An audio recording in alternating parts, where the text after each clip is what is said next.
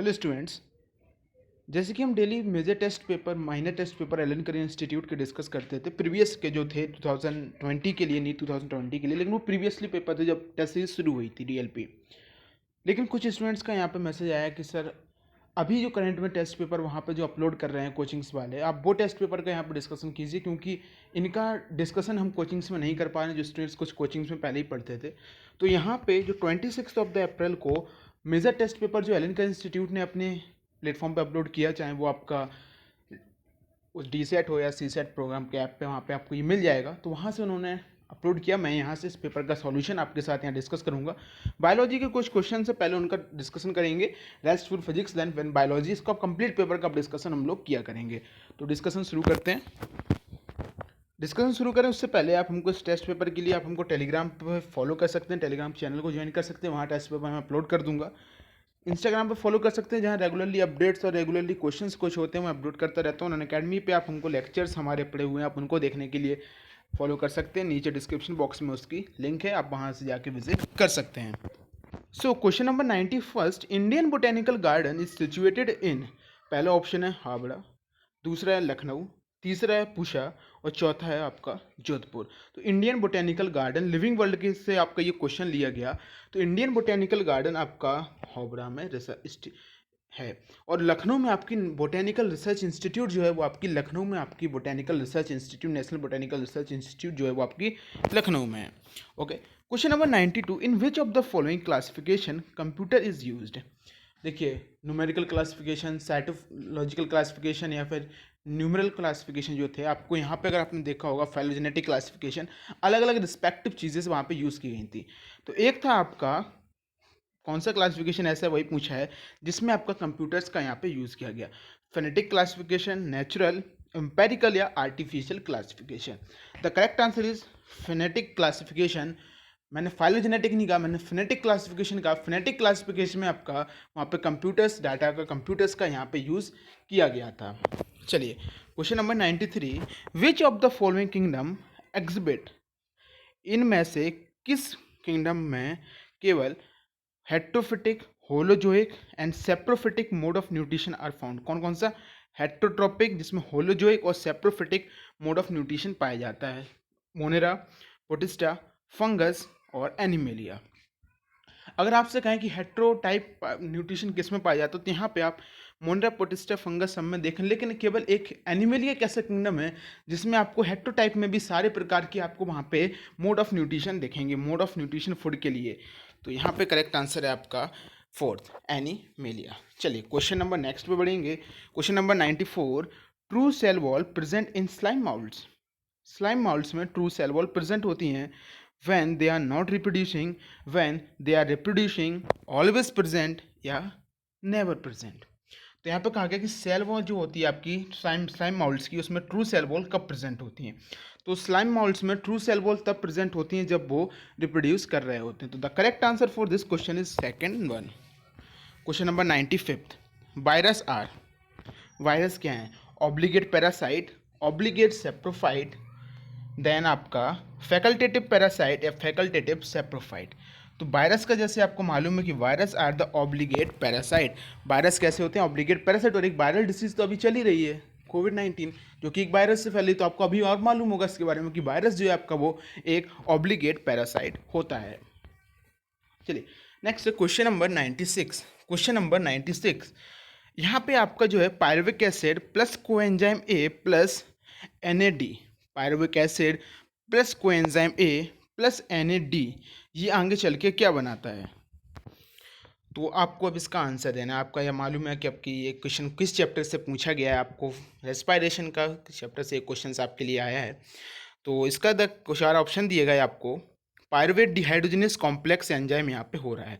तो आपको मालूम है कि ये जो रिएक्शन है आपकी, ये लिंक रिएक्शन है, क्योंकि कोएंजाइम ए पायरुविक एसिड के साथ रिएक्ट कर रहा है। कोएंजाइम में किसके साथ रिएक्ट कर रहा है? पायरुविक एसिड का, in the presence of pyruvate dehydrogenase complex. Means ये लिंक रिएक्शन है, और लिंक रिएक्शन में एसिटाइल कोएंजाइम ए और CO2 और NADH का फॉर्मेशन होता था। जब मैंने आपको ये लेक्चर अनअकैडमी पर अपलोड किया था, इसके बारे में मैंने आपको बताया था डिटेल में। जिसने नहीं देखा, डिस्क्रिप्शन में लिंक जाके देखें कि जब pyruvate dehydrogenase pyruvic acid pyruvate dehydrogenase के प्रेजेंट में जब कोएंजाइम ए से रिएक्ट करता है तो एसिटाइल कोएंजाइम में CO2 और NADH बनता है एक पायरुविक एसिड के लिए। अगर दो पायरुविक एसिड जाएंगे तो दो एसिटाइल कोएंजाइम में दो CO2 और दो NADH का फॉर्मेशन होगा। The correct answer for this question is second.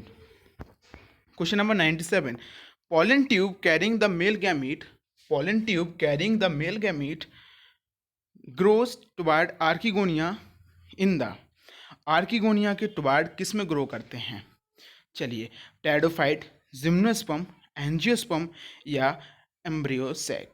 देखिए, टैडोफाइट और मैं तो आपका यहाँ पे फॉर्मेशन होगा नहीं, एम्ब्रियोसैक किसी का वो है नहीं, जिम्नोस्पर्म और एंजियोस्पर्म बचते हैं। The correct answer is gymnosperm. Angiosperm में वो ओब्यूल की तरफ जाता है, ना कि आपका वो आर्किगोनिया की तरफ जाता है। यहाँ पे दोनों में डिफरेंस है और प्लांट किंगडम में आपने पढ़ा है। So the correct answer for this question is second. चलिए, next question number 98, male gametophyte with least number of the cell are present in. ये क्वेश्चन एनसीईआरटी के बाहर से है, एनसीईआरटी में इसके बारे में नहीं लिखा है कि यहाँ पे कुछ एग्जाम्पल दिए गए आपको टैडोफाइट्स के, पैट्रिस, फ्यूनेरिया, यूकिसिटम और पाइनस। इनमें से किस में less number of the cells present होती हैं? The correct answer is for this question is Pinus. Pinus में less number of the cells यहाँ पे प्रेजेंट होती हैं। चलिए, नेक्स्ट है main functions of prop root. Morphology question कहाँ से? मॉर्फोलॉजी। प्रॉप रूट का मेन फंक्शन क्या है? जो रूट ऐसे निकलती हैं किसी की, जो आपकी ब्रांचिंग स्टेम्स उसमें से कुछ रूट नीचे निकल आती हैं, उनका फंक्शन क्या है? Water absorption, climbing, provide support और रिप्रोडक्शन। तो इसका द करेक्ट आंसर है सपोर्ट प्रोवाइडेशन में। आपने देखा होगा बनियान ट्री में कुछ ऐसी, जो आपने देखा होगा बरगद का पेड़, वहाँ से कुछ इस तरह से रूट निकल आती हैं। इन रूट का मेन फंक्शन होता है, रूट जमीन में भी कई रूट होती हैं, आपने देखा होता है जमीन में भी धस जाती हैं। तो इनका मेन फंक्शन होता है कि ये प्लांट को सपोर्ट वहाँ पे प्रोवाइड करती है। क्या प्रोवाइड करती है? सपोर्ट प्रोवाइड करती है। प्लांट इतना हैवी होता है, उसको एक फिजिकली एक सपोर्ट जो होता है वो यहाँ से मिल जाता है। चलिए, क्वेश्चन नंबर 100। क्वेश्चन नंबर 100 यहाँ पे देखिए, चाइना रोज, एल्स्टोनिया और कैलाट्रोपिस। यहाँ पे आपको दो प्रकार के लीफ की जो वेरिएशन थे, उन लीफ के वेरिएशन के यहाँ पे कुछ दिए गए, उसके बेसिस पे आपसे पूछा है और आपको यहाँ पे एक इन्फ्लोरेसेंस का भी मिलेगा। तो थर्ड वाले का सबसे पहले अगर हम आंसर देख लें, third one is the C1, जो कि सीधा चाइना रोज से यहाँ पे मिलता है, इन्फ्लोरेसेंस से यहाँ पे मिला। तो थर्ड का अगर फर्स्ट हो जाता तो यहाँ पे केवल एक आंसर दिखेगा जो है आपका थर्ड, और इसका द करेक्ट आंसर भी आपका यहाँ पे थर्ड वन है। चलिए, question number 101। Question number 101, tetradynamous condition is found in. Tetradynamous condition किस में प्रेजेंट होती है? कैप्सुला, सेल्विया, ओकियम या Cucurbitaceae family. The correct answer is Capsella. Capsella में टेट्राडाइनस कंडीशन पाई जाती है। क्वेश्चन नंबर 102 के ऊपर बढ़ेंगे। विच of the following commonly observed in gymnosperm but not observe in dicot plant. इनमें से ऐसा कौन सा है जो कॉमनली आपका जिम्नोस्पर्म में पाया जाता है लेकिन डाइकॉट प्लांट में वो नहीं पाया जाता है? चाहे देखिए, ट्रैकिड, बेसल्स, सीप ट्यूब या कॉम्पेनियन सेल। तो gymnosperm lack vessels and companion cell, ये तो आपको मालूम था। तो इसका द करेक्ट आंसर आपका हो जाता है ट्रैकिड्स, के उसके पास ट्रैकिड्स होती हैं। Xylems, gymnosperms lack vessels and the companion cell. Question number 100, sorry यहाँ पे गलत हो गया, इसमें क्वेश्चन पे आगे भी पूछा था what not observe in dicot plant. तो ट्रैकिड और कॉम्पेनियन सेल इसका कट जाएगा, इसका द करेक्ट आंसर होगा सीव ट्यूब। क्वेश्चन नंबर 102 का द करेक्ट आंसर है आपका सीव ट्यूब। नेक्स्ट देखिए, in dorsiventral leaf what is to regarding the position of xylem. Dorsiventral leaf में जाइलम की पोजिशन के रिगार्डिंग कौन सा इसमें से जो है वो आपका आंसर सही होता है? सो डॉर्सीवेंट्रल लीफ, डॉर्सीवेंट्रल लीफ मतलब यहाँ पे वो नहीं बोल रहा हूँ मैं। यहाँ पे देखिए, xylem is toward the adaxial surface, xylem toward the abaxial surface, xylem surround phloem, xylem surrounded by phloem. दोनों में काफ़ी अंतर है कि जाइलम फ्लोएम को सराउंड करता है और जाइलम फ्लोएम से सराउंडेड होता है। The correct answer is first, xylem जो है वो आपका एडेक्सियल एपिडर्मिस में होता है। Question number 104, steroid hormone are synthesized by. जो स्टीरॉयड हार्मोन होते हैं वो किसके द्वारा सिंथेसाइड होते हैं? तो steroid hormones are synthesized by the smooth endoplasmic reticulum. किसके द्वारा? Smooth endoplasmic reticulum. 104 का correct answer is second. Site for dark reaction, ये तो मैंने बहुत अच्छे से बताया था आपको जब ये पढ़ाया था पूरा चैप्टर, कि डार्क रिएक्शन के लिए जो साइट है वो site for the dark reaction और स्ट्रोमा, स्ट्रोमा जो है फ्लूइड स्ट्रोमा, उसमें आपकी डार्क रिएक्शन होती है, जबकि मेम्ब्रेनस पार्ट में आपकी लाइट रिएक्शन होती है। फ्लूइड पार्ट में आपकी डार्क रिएक्शन होती है, मेम्ब्रेनस पार्ट में आपकी जो होती है, सॉरी, फ्लूइड पार्ट में आपकी डार्क रिएक्शन होती है, मेम्ब्रेनस पार्ट में आपकी लाइट रिएक्शन होती है। मतलब ग्रेना, स्ट्रोमा, ग्रेनम, ये तो आपके यहाँ पे लाइट रिएक्शन के पार्ट हैं। इसका the correct answer is third, यहाँ पे आपका स्ट्रोमा में जो होगी आपकी वो यहाँ पे डार्क रिएक्शन पाई जाएगी। Question number 106, during cell division genetic material duplicates in. अरे भाई इसका आंसर सबको मालूम होगा कि जब सेल डिवीजन हो रही है तो डीएनए जो जेनेटिक मटेरियल है वो आपका किस फेज में डिवाइड होता है? S phase. किस फेज में डुप्लीकेट होता है? S phase. किस में? एस फेज में। चलिए यहाँ पे है question number 107, 4 different step date occurs during meiosis. Meiosis के दौरान 4 अलग अलग स्टेप होते हैं, आपको इनको कंप्लीटली अच्छे से अरेंज करना है। पहला है complete preparation of sister chromatid. Complete preparation of sister chromatid नहीं, पहले होता है आपका pairing of homologous chromosome. Homologous chromosome के बीच में आपकी पेयरिंग होगी, उसके बाद आपको उन दोनों की नॉन सिस्टर क्रोमेटिड के बीच में आपकी क्रॉसिंग ओवर होती है। उसके बाद फिर आपका लाइनिंग और pairing of chromosome at equator पे आते हैं, उसके बाद सेपरेशन होता है। ये जो सेकेंड और थर्ड स्टेप हैं आपके पहले के हैं, प्रोफेज, फिर ये आएंगे मेटाफेज, देन ये आपका चलता है एनाफेज और टीलोफेज का। तो इसका द करेक्ट सीक्वेंस पहले पेयरिंग होगी, सेकंड क्रॉसिंग ओवर होगी, फोर्थ प्रोफेज खत्म, मेटाफेज इक्वेटर प्लेट पे आएंगे, मेटाफेज मतलब फिर थर्ड आएगा, देन फर्स्ट आएगा, second, fourth, third, first. The correct answer is second. चलिए question number 108, which of the following statement about meiosis is false. Meiosis के रिगार्डिंग यहाँ पे कुछ स्टेटमेंट दिए गए, पूछा इनमें से कौन सा स्टेटमेंट आपका फॉल्स है। Haploid cell can not divide meiotically. Haploid cell आपकी मियोटिकली डिवाइड नहीं कर सकती, बिल्कुल सही बात है। DNA replication does not occur during interkinesis. Interkinesis के रूप दौरान डीएनए रेप्लिकेशन नहीं होता है। चलिए ये भी सही हो जाता है। Assortment of homologous chromosome on equatorial plate during the metaphase first is independent, सही है। Out of the 4 cells produced by the meiosis none are genetically identical। ये तो गलत हो गया ना, क्योंकि मियोसिस में सेल डिवीजन हो रहा है, एक ही सेल से तो बन रही है, तो जितनी भी सेल फॉर्म होंगी वो सारी की सारी सेल अपने पेरेंट सेल के आइडेंटिकल होंगी कि नहीं होंगी? बिल्कुल होंगी। द क्वेश्चन नंबर 108 का the correct answer is fourth answer. चलिए क्वेश्चन नंबर 109 क्वेश्चन देखिए, यहाँ पे आपको एक फॉर्मूला दिया गया, आप इसमें टोटल आपको यहाँ पे कार्बन काउंट कर लीजिए कितने हैं आपके यहाँ पे। अगर मैं कार्बन की बात करूँ तो 16, 17, 18 कार्बन आपको यहाँ पे दिखेंगे।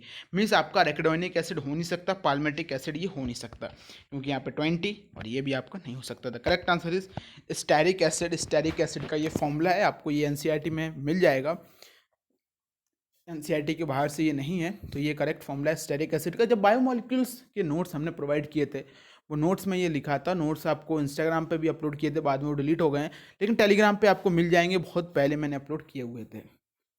चलिए वो क्वेश्चन नंबर 110 क्वेश्चन देखो, उसको सॉल्व करने वाला क्वेश्चन मिला। चलिए, a DNA has 5.6 kilo base pair. एक डीएनए में 5.6 किलो बेस पेयर है। If the number of cytosine molecule in the gene is 1000, अगर इसमें साइटोसिन आपके 100 हैं, 1000 हैं सॉरी, तो what will be the number of thymine in the gene. Thymine इसमें कितने होंगे? चलिए 5.6 किलो बेस पेयर, कितने? 5.6 किलो बेस पेयर। मीन्स हम इसकी बात कर सकते हैं कि 5.6 इंटू 1000 अगर हम इसमें करेंगे तो 5600 बेस पेयर टोटल इस डीएनए में प्रेजेंट है, जिसमें अगर आपका साइटोसिन 1000 है तो मतलब आपके ग्वानिन भी आपके साइटोस इक्वल होंगे साइटोसिन के, तो मतलब वो भी 1000 हो गए। मतलब 5600 में से अगर 2000 माइनस कर दें तो यहाँ पे बचे आपके 3600, इतने बचे। अब इसमें से एडिनिन है और आपके थाइमिन है, तो जितने एडिनिन होंगे उतने थाइमिन होंगे, तो इसको डिवाइडेड बाय 2 कर दो, मीन्स 1800 एडिनिन, 1800 थाइमिन। हमसे पूछा किसका था? थाइमिन का था। Correct answer is fourth. चलिए नेक्स्ट है, glycosidic bond result in the formation of. Glycosidic bond किसके फॉर्मेशन में बॉन्ड रिजल्ट फ्रॉम, किससे बॉन्ड बनता है? Dehydration synthesis reaction, hydrolysis, esterification और isomerization reaction. The correct answer is first, dehydration reaction के दौरान आपका ग्लाइकोसिडिक बॉन्ड का फॉर्मेशन होता है। चलिए question number 112, choose the incorrect option of enzyme. Enzymes के रिगार्डिंग यहाँ पे कुछ ऑप्शंस दिए गए, वो गलत कौन सा है। एंजाइम के परफेक्ट नोट्स अभी भी मैं कह रहा हूँ, hand written notes completed provided हैं। अगर आप में से जिसको चाहिए वो टेलीग्राम पे जाए, वहाँ एक गूगल फॉर्म की लिंक पड़ी हुई, उसको फिलअप करे और वहाँ पे मैं उसको सेंड कर दूंगा, फ्री ऑफ कॉस्ट है। लेकिन काफ़ी सारे स्टूडेंट्स ने जब मैंने प्रीवियसली सेंड किया तो उन्होंने कहा सर नहीं चाहिए ये वाले नोट्स, लेकिन नोट्स मैंने बनाए थे, एनसीईआरटी के पॉइंट्स लिख के बनाए थे। जिसको चाहिए पर्टिकुलरली वो एक बार देख सकता है। So question number 112, enzyme generally function in a narrow range of temperature. बिल्कुल सही बात है कि एंजाइम एक particular narrow range of temperature पे ही वर्क करता है, जिसको आप उसका ऑप्टिमम टेम्परेचर बोलते हैं। और यही आपका इनकरेक्ट हो गया, क्योंकि एंजाइम एक नैरो रेंज टेम्परेचर पे वर्क नहीं करते, कि optimum range of the temperature पे एंजाइम यहाँ पे वर्क करते हैं। Enzymatic activity declines below the optimum value, सही है। Enzymatic activity increase below the optimum above the optimum temperature, सही है। when the inhibitor closely resemble the substrate, its molecular structure inhibits the activity of enzyme, बिल्कुल सही है। तो first option आपका correct है कि ये नैरो रेंज ऑफ टेम्परेचर पर नहीं, ऑप्टिमम रेंज ऑफ टेम्परेचर पे ये वर्क करते हैं। क्वेश्चन नंबर, कहाँ पहुँच गए ये, active cave exchange mechanism from for stomatal movement was given by. Active के एक्सचेंज मेथड आपका जो था वो लैबिट ने दिया था। इसका करेक्ट आंसर आपका थर्ड है। Question number 114, active transport. Active transport क्या है, use energy pump molecule against the concentration gradient, highly selective, it is carried out by membrane protein. So the correct answer is all of these. इसका correct answer है आपका all of these. Use energy to pump the molecules against the concentration gradient, बिल्कुल सही है। इसका correct answer है आपका fourth. चलिए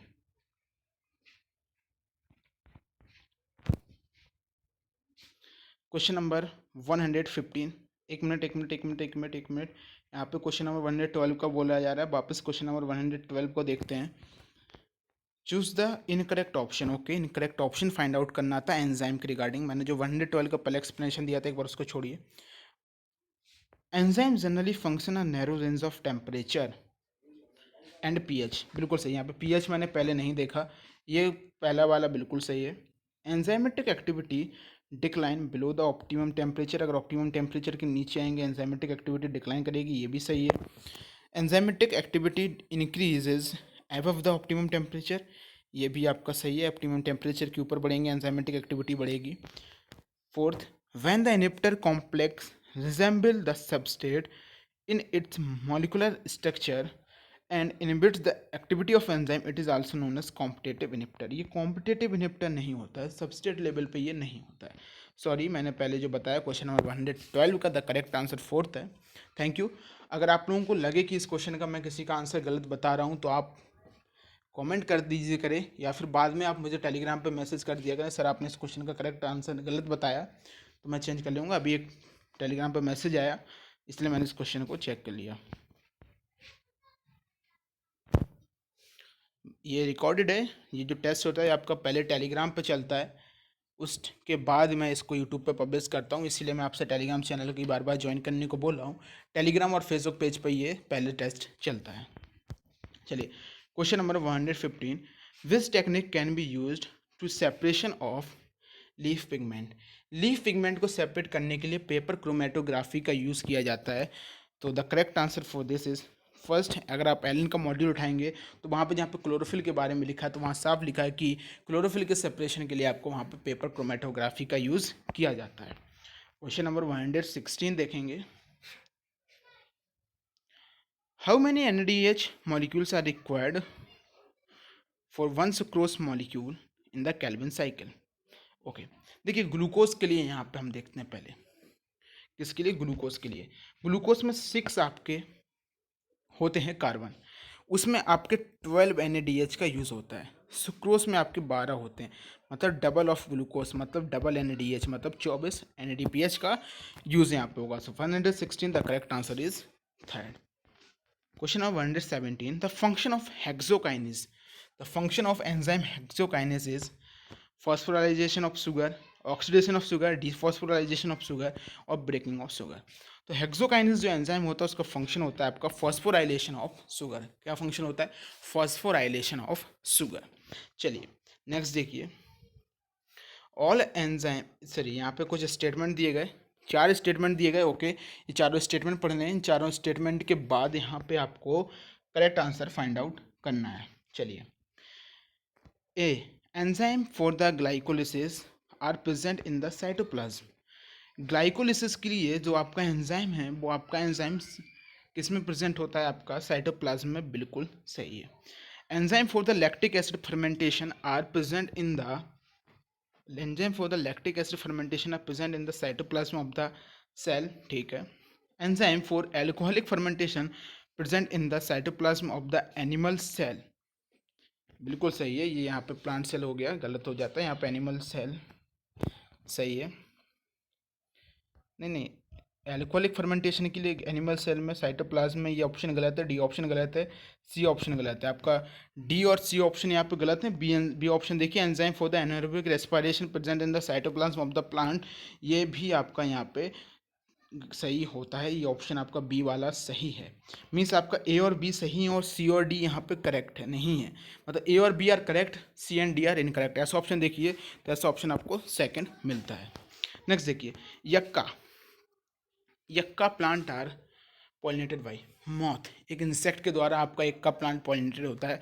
सो 19 का the correct answer is first. Question number 120, in some plant where flowering occurs more than once what would be the we call the entire flowering period। इनके बीच में जो आपका जो गैप पीरियड होता है, इस गैप पीरियड को आप क्या कहेंगे? उसको मैच्योर फेस कहते हैं, रिकवरी फेस हम उसको कहते हैं। तो ये कुछ क्वेश्चंस थे।